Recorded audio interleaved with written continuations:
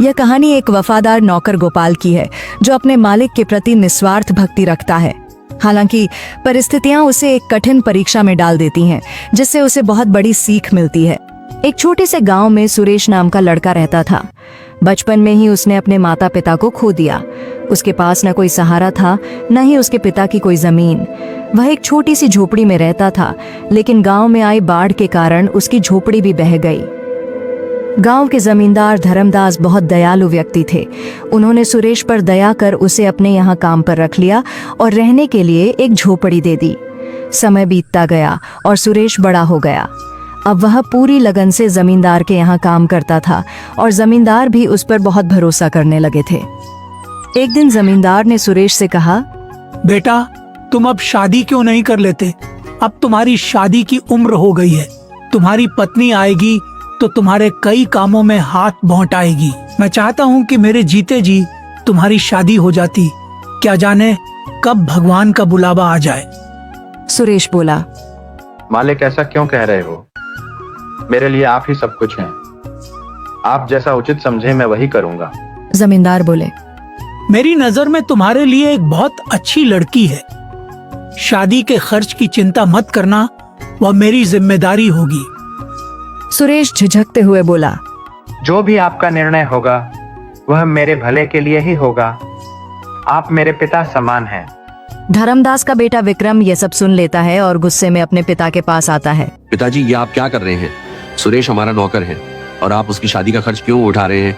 धर्मदास ने सख्ती से जवाब दिया, वह मेरा नौकर नहीं, बेटे जैसा है।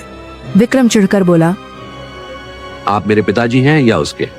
धर्मदास नाराज होकर बोले, जब मैं बीमार था तब कहाँ गया था तुम्हारा अपनापन? तब सुरेश ने मेरी कितनी सेवा की थी। वह दिन रात मेरी देखभाल करता था और तुम अपने शौक में मस्त रहते थे। तुम मुझे मत सिखाओ कि कौन अपना है और कौन पराया। विक्रम और भी गुस्से में आ गया। उसने सोचा कि उसे सुरेश को रास्ते से हटाना होगा। विक्रम नशे और जुए की लत में डूबा हुआ था। एक दिन उसने अपने पिता से 10,000 रुपए मांगे, लेकिन जब जमींदार ने उसे पैसे देने से इनकार कर दिया तो वह भड़क उठा। विक्रम ने सोचा, अब मैं देखता हूँ कि मुझे पैसे कैसे नहीं मिलते। वह चोरी की योजना बनाने लगा। अगले दिन जमींदार की तिजोरी से 20,000 रुपए गायब हो गए। पूरे घर में हड़कंप मच गया। विक्रम मौके का फायदा उठाकर बोला, पिताजी, चोर और कौन हो सकता है? सुरेश ही होगा। सुरेश हैरान रह गया। उसने सफाई दी, मालिक, मैं ऐसा नहीं कर सकता। आप पर मेरा पूरा जीवन समर्पित है। लेकिन विक्रम ने उसे झूठा ठहराते हुए उसके घर की तलाशी की मांग कर दी। जमींदार ने पहले विक्रम के कमरे की तलाशी ली, लेकिन वहां कुछ नहीं मिला। फिर सुरेश की झोपड़ी की तलाशी ली गई और वहां से पैसे मिल गए। सुरेश स्तब्ध रह गया। यह कैसे हो सकता है? यह किसी की साजिश है। जमींदार का भरोसा टूट गया। विक्रम बोला, देख लिया पिताजी, अब पता चला कि कौन सच्चा है और कौन झूठा।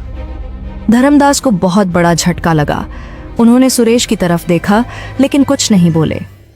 सुरेश रोते हुए बोला, मालिक, मैं निर्दोष हूँ। मैं आपके लिए जान दे सकता हूँ, पर चोरी नहीं कर सकता। धर्मदास ने गहरी सांस ली और कहा, मुझे अब कुछ नहीं कहना, तुम यहाँ से चले जाओ। सुरेश वहां से दुखी होकर चला गया।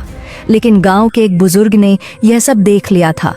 उन्होंने जमींदार को बताया कि उन्होंने आधी रात को विक्रम को चुपके से पैसे छुपाते देखा था। धर्मदास को जब यह सच पता चला तो उन्हें बहुत पछतावा हुआ। उन्होंने तुरंत सुरेश को बुलाया और गले से लगा लिया। बेटा, मुझसे बहुत बड़ी गलती हो गई। मैं तुम पर भरोसा नहीं कर सका। विक्रम ही असली चोर है।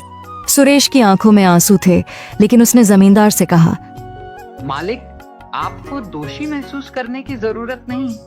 आपके लिए तो मैं जान भी दे सकता हूँ। धर्मदास ने विक्रम को घर से निकाल दिया और उसे अपनी गलती सुधारने का आदेश दिया। विक्रम का झूठ उजागर हो चुका था। गांव के लोग जमींदार के फैसले की सराहना करने लगे। सुरेश को फिर से जमींदार ने अपने साथ रख लिया और उसे अपना उत्तराधिकारी बना लिया। इंसान की असली पहचान उसके कर्मों से होती है, न कि उसकी संपत्ति से।